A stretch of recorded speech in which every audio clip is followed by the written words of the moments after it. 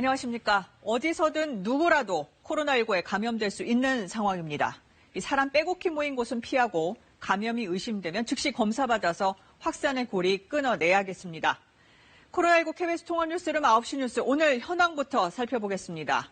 확진자는 하루 동안 297명 늘었는데 국내 발생이 283명 대부분입니다. 서울이 150명, 경기 94명, 인천이 8명으로 89%가 수도권에서 나왔습니다. 서울에서는 사랑제일교회 관련 집단 감염이 노원구의 안디옥교회, 또 롯데홈쇼핑 미디어 서울센터 등으로 퍼졌습니다. 9명의 확진자가 나온 부산에서는 모든 교회에 집합 제한 명령이 내려졌고요. 광주와 세종, 충북, 전북 등 전국 12개 시도로 전파됐습니다. 또 서울시청에서도 확진자가 나와 청사가 폐쇄되기도 했습니다.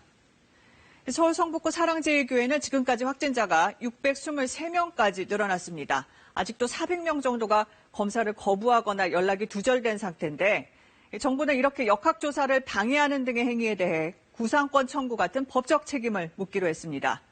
특히 우려스러운 건 이 교회 관련 확진자 가운데 60대 이상 고령층이 많아서 중증 환자가 생길 가능성이 높다는 겁니다. 첫 소식 양민철 기자가 보도합니다. 8일 만에 확진자가 600명을 넘어선 사랑제일교회. 이 가운데 60대 이상 고령자는 40%에 달합니다. 고령자일수록 중증 환자로 진행될 위험이 커 우려가 커지고 있습니다. 실제로 코로나19로 인한 치명률은 50대에서 0.6% 수준이었다가 60대에선 1.9%로 급등하고 80대 이상은 24%에 달합니다. 검사 대상자 가운데 주소지가 불명확하거나 연락이 닿지 않는 교인과 방문자가 400여 명에 달하는 것도 우려스러운 대목입니다. 허위로 번호를 제출한 분들의 신원 확인은 사실상 좀 어려운 부분이 있습니다. 이 부분도 저희가 그 경찰의 협조와 또 사랑제일교회가 갖고 있는 여러 자료를 토대로 해서 현재 사랑제일교회 관련 집단 감염은 직장이나 방문 장소 등을 통해 이미 확산하고 있어 역학조사가 진행 중입니다. 114개 시설에서 2차 전파가 확인됐고 이 중 종교시설 2곳 등 11곳에선 교인이나 교회 방문자가 아닌 즉 2차 이상의 전파로 인한 확진자가 최소 50명 이상 발생했습니다.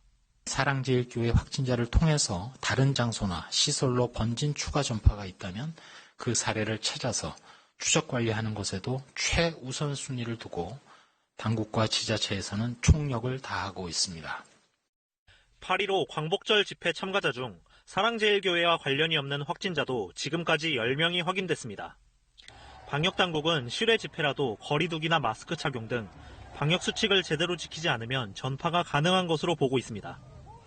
이에 따라 방역당국은 지난 8일 경복궁 인근 집회와 15일 광복절 집회 참석자는 무조건 검사를 받아야 한다고 거듭 강조했습니다.